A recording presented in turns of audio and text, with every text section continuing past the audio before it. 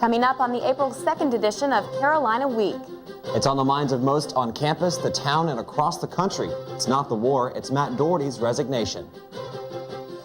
Getting a ticket to a game as a student can be challenging but free, and many students found a way to make a profit that comes with a price. And in a follow-up to last week's story about the death of student Aaron Cody, we look at mental health care at Carolina. All that and more. Carolina Week starts now.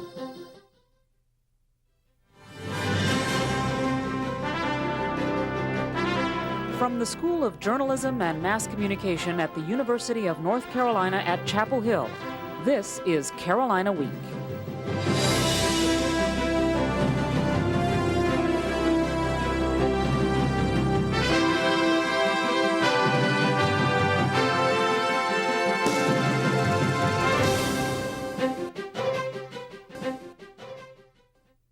Effective today, I have resigned the position of head basketball coach at the University of North Carolina. The head of athletic communications, Steve Kirschner, announcing Matt Doherty's resignation. So once again, the Tar Heels are looking for a men's basketball coach. Good evening, I'm Jenny McClendon. And I'm Alex Lawson. Our top story tonight, Matt Doherty resigns after 3 years as head coach of the men's basketball team. Carolina Week sports anchor Brittany McGraw joins us now with more. Brittany? Yes, Tuesday night ended weeks of speculation about whether or not Matt Doherty would remain Carolina's head basketball coach. As Chancellor Measer stated, Tuesday was not a happy day for Carolina as he and athletics director Dick Bedour said goodbye to a man who's been involved with Carolina basketball since 1980. Doherty resigned after a 19-16 season that had some great wins and some bad losses. But Measer said the decision wasn't about success or failure on the court. The issue here is not basketball. It's not wins and losses or players running the program. It's about leadership. Bedour said the players didn't force the decision, but their input did play a role. When I met with the team, I promised them that they could come to me in confidence and that they could say what was on their minds and what was in their hearts. And I asked them to look into my eyes and accept my confidence, and I would accept their confidence. Carolina Week will bring you reactions from the players later in sports. But first, we look at how students are reacting. During last night's announcement of Doherty's resignation, many students here on campus intensely followed the news. Brad Broders reports about the mixed student sentiment now that Doherty's gone. As the media converged at the Smith Center Tuesday night, students at local bars and restaurants watched closely as Dick Bedour announced that Matt Doherty was stepping down as North Carolina head coach. Students like Evander Hogan said the move was forced and unfair. Seems like they're kind of giving him the boot. I don't think he really wanted to resign. They're just trying to boot him, and I don't think that's fair because he's only had a couple years to set up a program. On Columbia and Franklin Street, senior Angus McKellar made some noise of his own, holding a Keep Doherty sign as drivers honked car horns in support. A day after Doherty's resignation, students spoke out, many expressing the former coach wasn't treated fair enough. Students like Scott Sutton had mixed feelings. For me, a coach has got to be around for at least 5 years to really be able to test him, to know what he can do with the program. But at the same time, if he's running off our good players, then what good is it to have a good coach if you don't have good players? Matt Turner disagrees. Even after an 8-20 season, he managed to keep the best recruiting class in the nation intact. And now some of the coaches basically going to get reap the benefits of what he built, so I'm sad to see him go. I thought he was a good coach. Students will certainly continue to speak out as the search for Doherty's replacement will lead to plenty of speculation. In Chapel Hill, I'm Brad Broders, Carolina Week. Later in sports, Carolina Week will look at the short tenure of Matt Doherty. And which man might next grace the Smith Center sidelines. The Heels are in search of a new coach, which might make tickets to next year's season opener a hot commodity. Carolina Week's Jay Biggio tells us why students might want to think twice before exchanging their tickets for cash. Going once, going twice, and they're sold. It's not an auction, it's Tar Heel basketball, and trying to get tickets to games can sometimes be difficult. Scalpers make big bucks from Carolina fans who just want to see the Big Blue in action. For UNC students, getting tickets can be challenging, but inexpensive. Students receive tickets through a lottery system. The tickets are free. For some students, the tickets are an easy way to make some quick cash, especially when the Blue Devils come to town. One Carolina student who wishes to remain anonymous told us that he sold his 2 student tickets for $50 apiece. We'll call the student Dave. I had them both sold within 5 minutes. It was very quick, very easy. So it's easy for students to sell their tickets. But what about the punishment for those who get caught? We asked Dave if he knew what the penalty was for students caught selling their tickets. To be honest with you, I don't know what the penalty is. All I know is that it's not legal, it's not endorsed. I have absolutely no idea what the penalty is. But former CAA President Chris Willett knows. They are sent to the Student Honor Court. Dave says he's not concerned about Honor Court. I don't think I'd worry about Honor Court any more than I would worry about being prosecuted on a higher level outside the school for selling my tickets in general. Willett says the threat of Honor Court has been enough to stop some students from selling their tickets online. We've threatened to turn them in if they do not take their tickets down from eBay, and they took them down. With thousands of fans at every game, there isn't currently a system for checking to see if those using student tickets are in fact students. Willett says starting next year, students will be required to swipe their one card at the gate with their ticket. In Chapel Hill, I'm Jade Biggio, Carolina Week. Willett also says she never had to turn anyone in for scalping during her time in office. Student government has a new set of faces. Newly elected officers were officially inaugurated Tuesday night. It was all smiles on both sides as last year's leaders passed their torches to the next round of officers. Outgoing students reflected on the past year and offered words of wisdom. But outgoing student body president Jen Dom offered more than just advice to her successor, Matt Tepper. Matt Tepper, I am now passing off to you, not just the keys, but the Board of Trustees parking pass. Tomorrow I will be taking the bus. I can't say how much of an incredible team we have that are all going to be working to really make this a better place for all students next year. It's going to be, expect many great things. We have a hell of a team. Tepper says his main goal is to make himself accessible to all students. One thing that can make universities more accessible is affirmative action. For the first time in 25 years, the United States Supreme Court is debating the role of affirmative action in higher education. Supreme Court justices heard arguments from both sides Tuesday. The case began when 3 white applicants were rejected from the Michigan Law School. They challenged the school's decision. They said the school's admissions policy gives minorities a better chance of admission. The UNC Law School filed a brief on behalf of Carolina that supports Michigan's stance. Dean of UNC Law, Gene Nichols, says the decision could affect admissions here at Carolina. We elected to participate in this modest way by filing an amicus brief because we think a major part of our educational program is potentially at stake in this decision before the United States Supreme Court. The Supreme Court is expected to make its ruling sometime this summer. Here are the latest headlines from Iraq as of Wednesday, April 2nd. U.S. soldiers rescued one of their own, but also discovered 11 bodies during a commando raid Tuesday. Officials say a captured Iraqi also led U.S. soldiers to a grave where 9 other bodies are buried. Forensic experts are trying to identify the remains. Also, U.S. forces are within 35 miles of Baghdad. Forces have seized bridges over both the Euphrates and Tigris rivers. Well, on campus, there are flyers everywhere offering students opportunities to earn money. Students can make big bucks by donating something very small. Find out what when Carolina Week returns.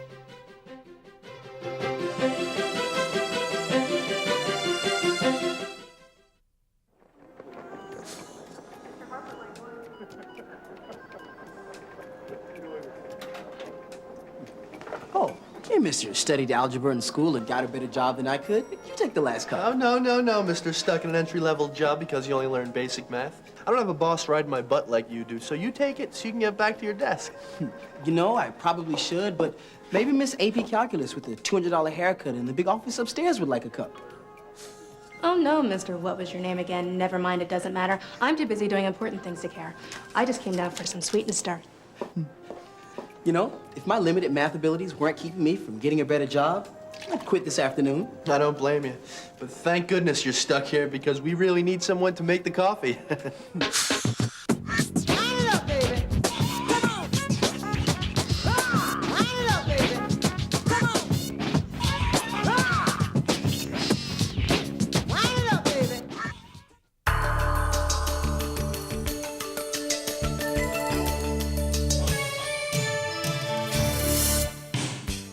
Despite the availability of walk-in counseling and emergency psychiatric services at Carolina, 4 students have died by suicide this academic year.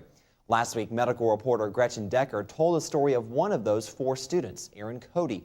This week, Gretchen looks at the mental health safety net here at Carolina. The recent deaths at Carolina have policy expert Daniel Gitterman thinking about what's wrong with the mental health care system as a whole. The question, I think, for us is not so much to sort of what went wrong with any of these individual students, not what went wrong with something at CAPS, but let's just sort of take a time out and take a look at sort of what our mental health safety net looks like. CAPS refused requests to discuss any of the recent suicides, but did explain what happens when a student calls. Director John Edgerly wrote, "Front office staff do not triage a student. If the student indicates they need to be seen immediately or wish to speak with a counselor right away, then their call is given to one of the 2 CAPS urgent consultation staff members on call for that day. If necessary, CAPS refers students to area providers or to UNC hospitals for treatment.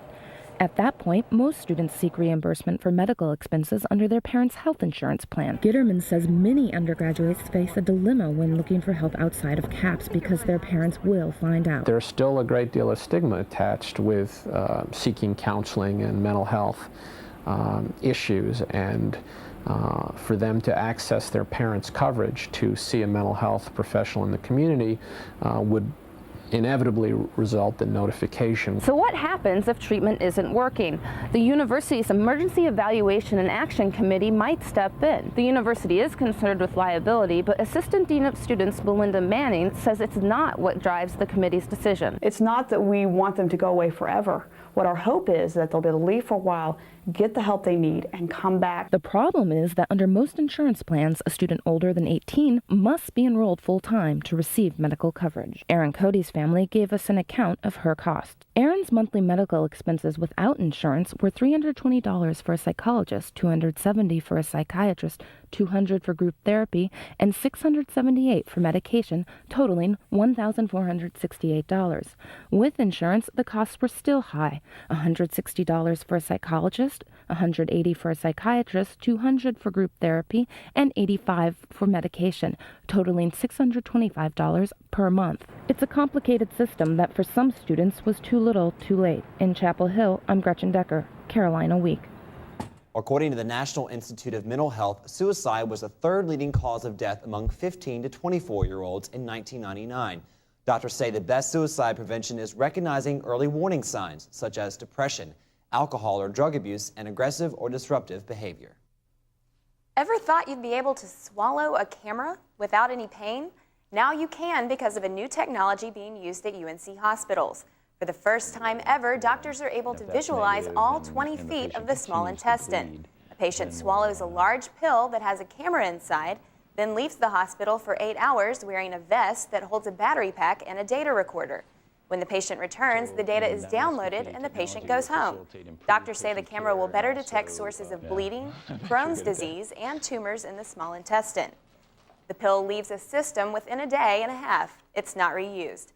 The main complication of the technology is pill retention, which occurs in 1 of 150 trials. Surgery is required to remove the pill in that case. About 3,000 children are born in the U.S. each year from mothers using donated eggs. Fertility clinics are now targeting college students as possible egg donors. Megan Hannon has more. College campuses have become fertile ground for recruiting young egg donors. At Carolina, Flyers recruit students offering up to $2,500. Fertility specialist Dr. Yoko Halme headed UNC's donor program for 10 years. He now runs a private practice in Raleigh. Egg donation is a procedure where we recruit volunteer donors to be stimulated with hormones to obtain eggs. And these are very healthy eggs because they are from young women. And those eggs are then donated to a couple whose only chance of achieving pregnancy would be with this kind of process. In this simulation, a nurse demonstrates to donors how to inject themselves with hormones to help the egg retrieval process. Raleigh resident Edie Robinson is a mother of 2 and a 3-time egg donor. She says the hormone injections did not disrupt her daily life.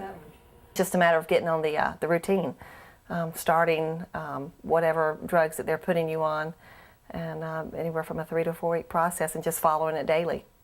Once the eggs have matured, doctors retrieve about a dozen using an ultrasound-guided needle like this one. Then the eggs and sperm are combined in a laboratory dish. Within 3 days, doctors can transfer 2 to 4 embryos into the mother's womb, where hopefully one will develop. 60% of the patients that undergo egg donation, they have a child, will have a child. 60%. It's a wonderful, remarkable number. But egg donors do face risks. Possible side effects of the hormone injections and egg retrieval process can range from mild reactions like headaches, bloating, and abdominal pain to more severe reactions like infection and overenlargement of the ovaries requiring immediate surgery. But Robinson says it was worth the risk. And then you see the pictures of all the families with, all the babies and everything. It puts it into a totally different perspective. Egg donation does give promise to infertile couples, but doctors say women need to consider their own health risks before donating. In Raleigh, I'm Megan Hannon, Carolina Week. Women who want to participate in Carolina's egg donor program must be between 21 and 34, not overweight, and have no history of genetic disorders. Jason Myers joins us now. It is beautiful outside. Please tell us it's going to stay this way for a while. Have you been able to be outside and enjoy it? A little bit. Perfect. A little bit. Not enough. It's been perfect. Well, it's going to continue to be really nice over the next couple of days, but this weekend things could change. But first, let's go to this week's weather question. Which state has the highest total number of tornadoes each year? Is it Texas, Oklahoma, Florida, or Kansas? I'll have the answer and this weekend's forecast just after the break.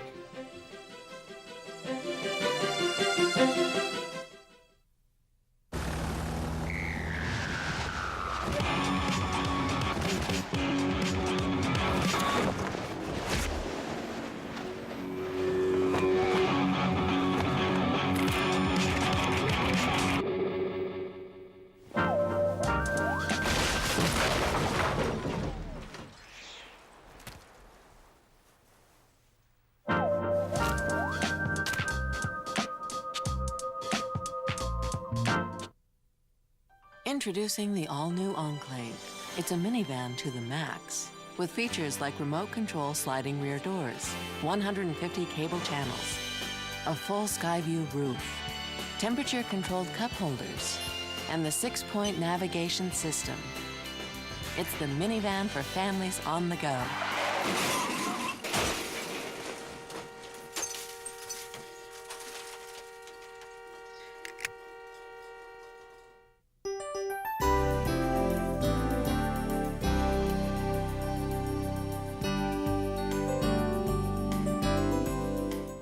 Hi, welcome back to Carolina Week. I hope you've been able to be outside today. It has been beautiful. The past couple of days we've had temperatures in the lower 80s, and it's made it perfect to go for a walk around campus, to see all the blooms coming out with the flowers and the trees. And if you wanted to take a book or take a nap, whatever you want to do outside, it has been perfect.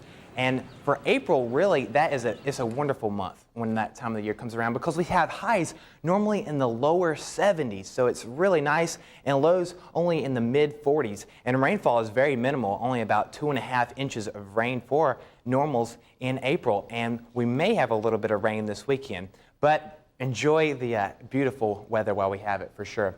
If we look at what's going on right now across the U.S., we can see a lot of the clouds are to the west, but look at all this beautiful weather right here in the south. It has been wonderful, and that is because we have a high pressure system. And a high pressure system, remember, is clockwise motion. So we've had a lot of warm, moist air coming up from the Gulf of Mexico, and that's what's been bringing us those nice temperatures. And we've had a southwest breeze, so that's been wonderful. But the clouds that are in the northwest, they're going to be coming our direction. And if we look at our surface map, we can see where this low pressure system is here. That's what's going to be affecting us, because as it moves down to our area, it's going to bring a cold front with it. and temperatures will start to go down for the weekend. But right now we have this high pressure system, and that's what's going to be moving off, and the low pressure system. We'll be replacing that later into the weekend. If we go to our 4-day forecast, we can see that Friday, another beautiful day, 82, so keep those shorts on, and a low of 55. Now, there's a chance of rain late on Friday, so we're going to start off sunny on Friday, but later in the day, we could see more, later in the evening, we could see some thunderstorms even as that cold front comes to our area. Saturday, temperatures go down 10 degrees, 72, and temperatures keep going down. On Sunday, 58 as our high, and then on Monday, temperatures staying cool, 60 degrees, so keep that light jacket handy for later in the weekend, and our low temperatures will stay in the 40s.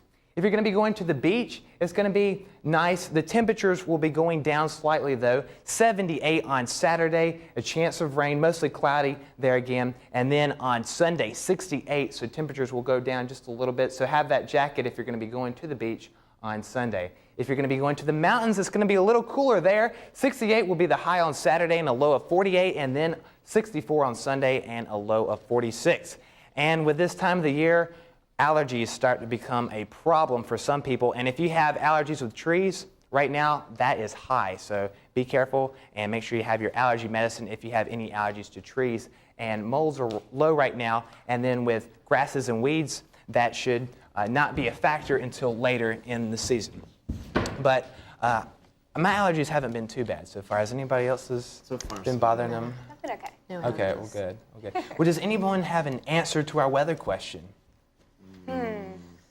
I think Oklahoma seems big tornado territory. It does. It is very big. Actually, the answer is Texas, though. And they're actually in that order with Texas, Oklahoma, Florida, and then Kansas. So that's the total number of tornadoes you have each year. Texas is where you don't want to be this summer if you're afraid of tornadoes. All right.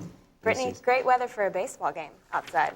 That's true. It is, but it's big news, Matt Doherty. But what's going to happen to the players? A lot of people are wondering. Exactly. One of the concerns you have when a coach leaves is whether or not the players will stay. And Carolina's players have stated that they will remain with the program no matter who is brought in. And also coming up in sports, Carolina Week explores the Doherty decision and what comes next for the Heels.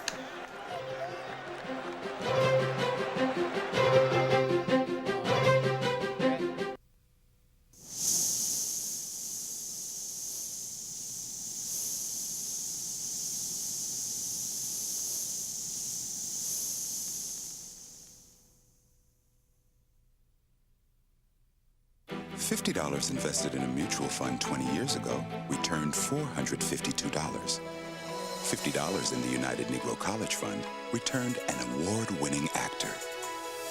A mind is a terrible thing to waste. Women today are fighting for their lives. More than half of the new HIV infections are among women, and if you don't think you're at risk, think again.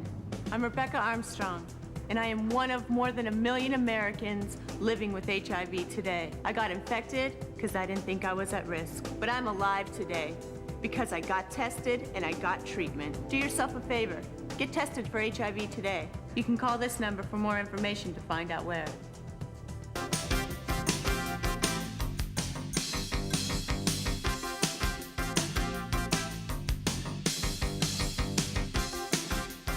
Welcome back.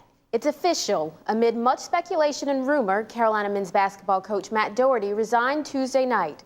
Athletics director Dick Bedour said it was a tough decision for he and Doherty, and Chancellor James Measures said he was impressed with the way the players handled all the distractions. It's about the most difficult thing I'm sure he's ever faced, and it's about the most difficult thing I've ever been involved in. It's absolutely gut-wrenching. These are students who love the University of North Carolina, love the program, and love the uniform. That is what it is about. Matt Doherty played 4 seasons with the Heels from 1980 to 84. He went on to coach on Roy Williams' staff at Kansas from 1992 to 99. After Bill Guthridge retired as Tar Heel head coach in 2000 and several high-profile candidates turned down the job, Carolina hired Doherty July 11th. Doherty won National Coach of the Year honors his first season when his Heels won 18 straight games and tied for the ACC regular season title. The following season was the worst ever for the Tar Heels. Doherty's team finished 8-20 and missed the NCAA tournament for the first time in 28 years. Improving to 19 wins and gaining an NIT bid in 2002-2003 didn't quiet Doherty's critics. He resigned Tuesday. Tuesday's announcement caused a variety of reactions throughout the Carolina community. Here are comments from the people the decisions will affect the most, the players. The UNC men's basketball team faced plenty of nail-biters throughout the season, but none of those compared to the one players faced Tuesday as the team reflected on its role in the resignation of Matt Doherty. We were asked for our opinions and we gave them, and that was a part of the decision, but in no way was it the whole decision. The announcement of Doherty's departure seemed difficult for everyone, but throughout the day, players voiced their opinions on the matter. Nobody can take getting fired, I don't know how I should take it, I feel like, man, they're gone, and we've been together for 2 years, and, I don't really know how I should take it, but it's going to feel real different, it's different. These last 2 years have been tumultuous. I mean, no one has a good time going 8-20. And, no one has a good time dealing with rumors and speculation throughout a season like I did, this year. And one player seemed more than ready to express his disdain for Doherty. Guys, really didn't want to be around anymore. And it wasn't just because of the basketball or the losing. It was mostly just because, we have to go to practice every day saying, man, we got to practice, we got to deal with this guy. My bad experience have nothing to do with the program. It only had anything to do with the coach. And the program is still in my heart, deep as anything, and I'll be here until I graduate. Despite the problems Carolina basketball has faced, Athletics Director Dick Bedour is confident the program can make a return to glory. I think Carolina basketball tradition is strong, it's alive, it's well. And if we've lost any luster, I think we can replace it quite easily. With Doherty out, the obvious question is, who's next? Carolina Week's David Shoemaker discusses how the coaching search will take shape. As Dick Bedour enters his second search for a men's basketball coach in just 3 years, he's already showing signs that this search will be a little different. We will conduct a national search. We will not limit this search to the, quote, Carolina family, unquote. After being unable to land several Carolina alums before getting Matt Doherty, Bedour will be more willing to expand his options this time around. But he's not totally revamping the system. Bedour still plans to get input from former coaches Dean Smith and Bill Guthridge. We'll use the resources that are available to us, and two very valuable resources in this building are Coach Smith and Coach Guthridge. There are no two people who know the game of basketball better than they do. Another similarity with the last search is the top candidate for the job, who appears to once again be Kansas coach Roy Williams. Should the administration choose to pursue Williams, they'll have to wait until his Jayhawks are done playing in the Final Four. Even amidst the uncertainty, the administration appears confident about the future of the program. This is not an empty cupboard. This is a great program, and it will be great again. In Chapel Hill, I'm David Shoemaker, Carolina Week Sports. Bedour says he has no set timetable for hiring a new coach. Okay, thanks a lot, Brittany. Well, if you need to catch up on your sleep, this Sunday morning isn't the time to do it. We'll explain when Carolina Week returns.